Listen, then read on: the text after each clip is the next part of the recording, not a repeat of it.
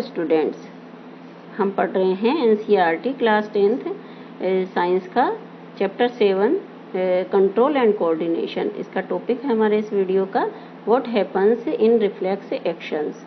Reflex actions में क्या होता है?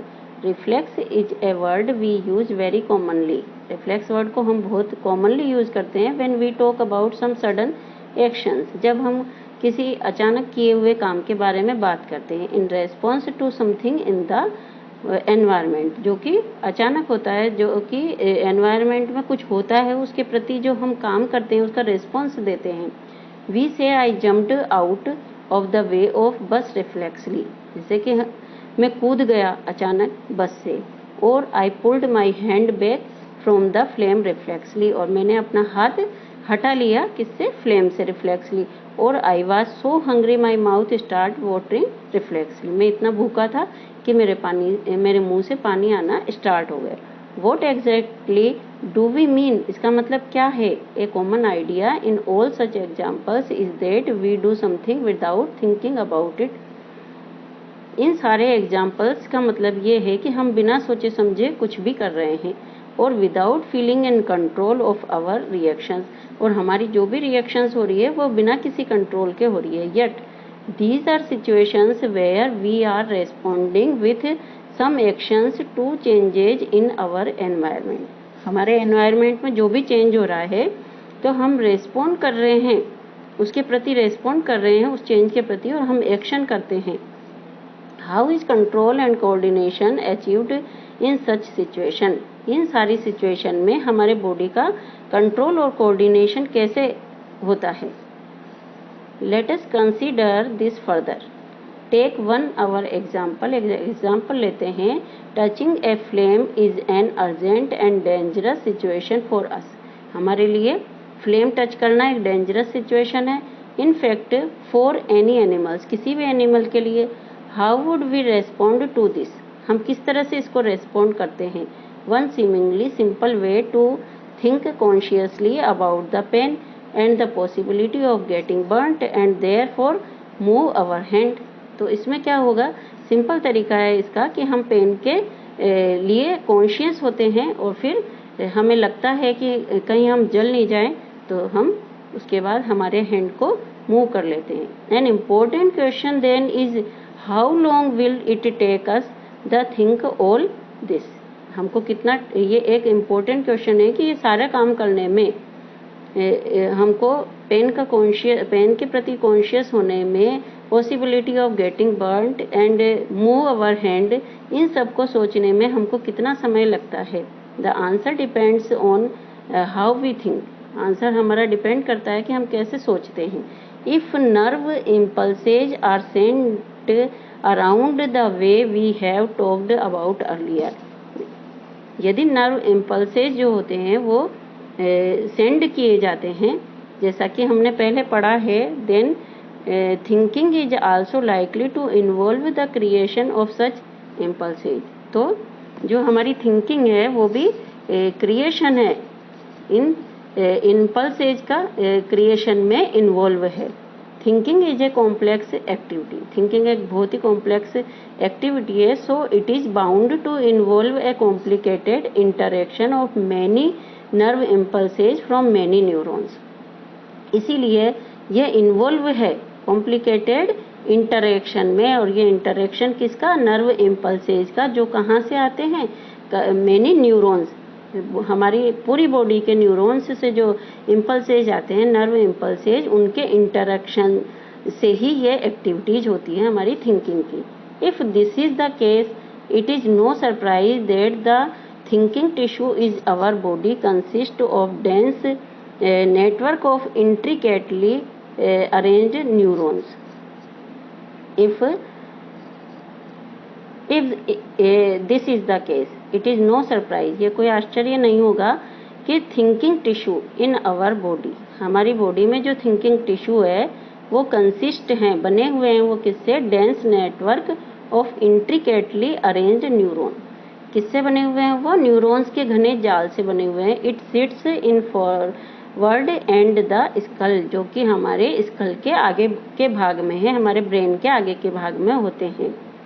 होता है, ये जो नेटवर्क होता है वो ब्रेन के आगे के भाग में होता है। And receives signals from all over the body, जो कि पूरी बॉडी से सिग्नल रिसीव करते हैं, which it thinks about before responding to them, और रेस्पॉन्स करने से पहले क्या होता है, हम थिंक करते हैं, सोचते हैं इसके बारे में। Obviously in order to receive these signals, ये जब सिग्नल्स हम रिसीव करते हैं, this thinking part of the brain in the skull must be connected to nerves coming from various parts of the body. जब सिग्नल हम receive करते हैं तो जो बॉडी का ब्रेन का थिंकिंग पार्ट है वो कनेक्टेड होता है किससे, वेरियस पार्ट्स ऑफ हमारी बॉडी से जो नर्व्स आ रही है उनसे कनेक्ट होता है। Similarly if this part of the brain is instruct muscles to move, तो क्या होगा कि ब्रेन क्या करेगा, इंस्ट्रक्ट करेगा मसल्स को मूव करने के लिए।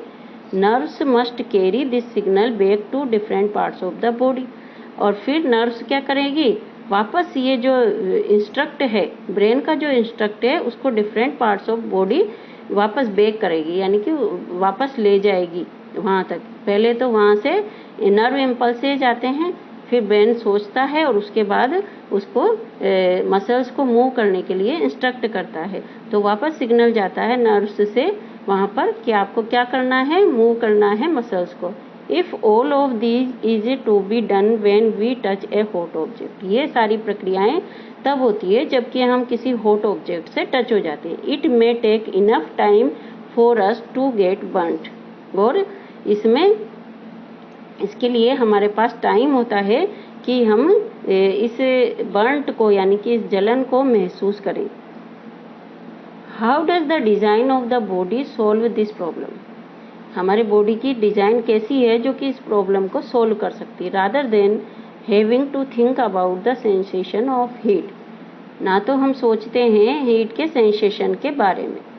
If the nerves that detect heat were to be connected to the nerves that move muscle in simple way, यदि हमारी जो नर्व्स हैं वो डिटेक्ट करती है हीट को डिटेक्ट करने वाली जो नर्व्स है वो कनेक्ट होती है उन नर्व्स से जो कि मसल्स मूव करती है, उन मसल्स की नर्व्स से कनेक्ट होती है। The process of detecting the signal or input and responding to it by an output action might be completed quickly, जो प्रोसेस होती है डिटेक्टिंग की, यानी कि इनपुट की, और रेस्पॉन्डिंग आउटपुट एक्शन की जो रेस्पॉन्डिंग होती है, ये सारी जो क्रिया है, ये सारी जो एक्टिविटी है वो बहुत ही क्विकली कंप्लीट होती है। Such a connection is commonly called reflex arc, और इसी तरह का जो कनेक्शन होता है डिटेक्टिंग द सिग्नल, यानी इनपुट और आउटपुट एक्शन में जो कनेक्शन होता है वही कनेक्शन क्या कहलाता है, reflex arc. Where should such reflex arc connections be made between the input nerve and the output nerve, कहाँ ये इस तरह के जो रिफ्लेक्स आर्क के कनेक्शन होते हैं इनपुट और आउटपुट नर्व में, वो कहाँ होते हैं।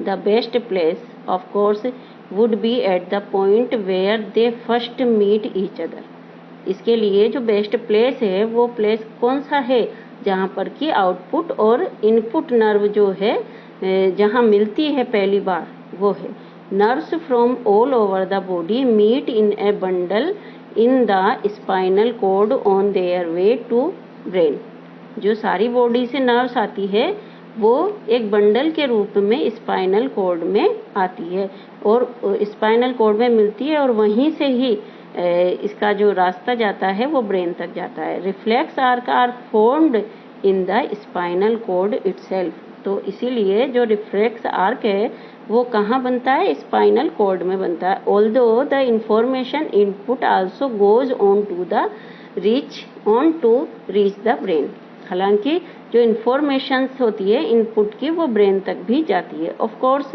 Reflex arcs have evolved in animals because the thinking process of brain is not fast enough. Reflex arc जो कि एनिमल्स, ऐसे एनिमल जिनमें कि ये इवॉल्व है, विकसित है, because the thinking process of brain is not fast enough. उनमें ब्रेन की जो थिंकिंग प्रोसेस है वो इतनी फास्ट नहीं होती है। In fact many animals have very little or none of the complex neuron network needed for thinking. लेकिन कई एनिमल्स ऐसे हैं जिनमें कि ये जो कॉम्प्लेक्स न्यूरॉन नेटवर्क है वो या तो होता ही नहीं है या बहुत कम होता है, तो उनको सोचने की आवश्यकता है। So it is quite likely the reflex arc have evolved as efficient way for of functioning in the absence of true thought processes. तो उन एनिमल्स में जो रिफ्लेक्स आर्क है वो इवॉल्व होना चाहिए, इफिशिएंट वे ऑफ फंक्शनिंग होनी चाहिए उसकी किस स्थिति में, in absence of true thought processes. जिन जानवरों में सोचने की प्रोसेस नहीं होती है तो उनमें रिफ्लेक्स आर्क इफिशिएंट वे से फंक्शन करना चाहिए।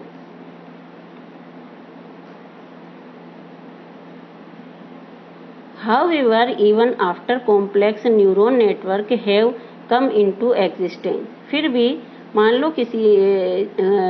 लो कई विकसित जो जानवर हैं, इवोल्व जानवर हैं, तो उनमें evolve However, even after complex neuron networks have come into existence, जिनमें न्यूरॉन नेटवर्क एग्जिस्टेंस में है, मान लो reflex arc continue to be more efficient for quick responses.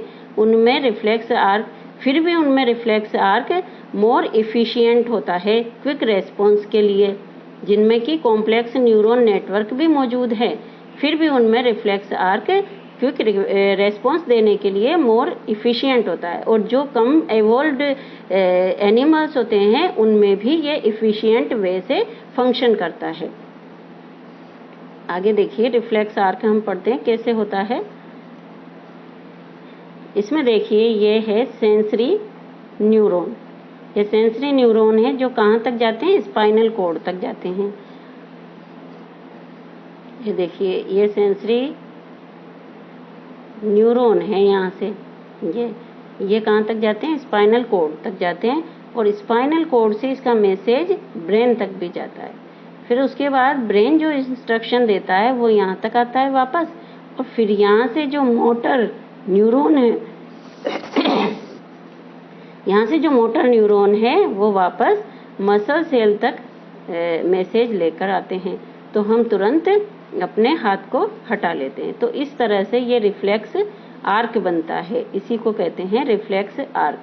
कि सेंसरी न्यूरॉन तो मैसेज इंफॉर्मेशन लेकर जाते हैं और ब्रेन जो इंस्ट्रक्शन देता है वो इंस्ट्रक्शन वापस मोटर न्यूरॉन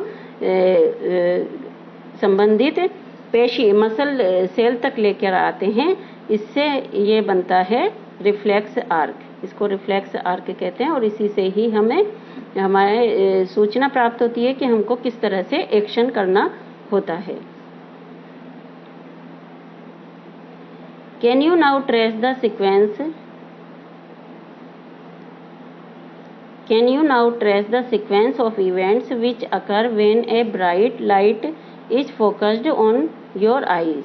क्या आप सारी जो इवेंट्स होती हैं उनको सीक्वेंस कर सकते हैं कि आपके आँखों में ब्राइट लाइट फोकस की जाए अगर, तो क्या होगा हमारी आँखों में ब्राइट लाइट फोकस की जाएगी तो सेंसरी जो नर्व्स हैं वो मैसेज लेकर जाएगी ब्रेन तक, और ब्रेन से वापस इंफॉर्मेशन कन्वे होगी कहाँ तक, मोटर न्यूरॉन के द्वारा हमारी मसल सेल तक, और फिर हमें मैसेज होगा, हमें हैंड को क्या करना होगा, मूव करने का इंस्ट्रक्शन मिलेगा और हम हाथ को मूव कर लेंगे।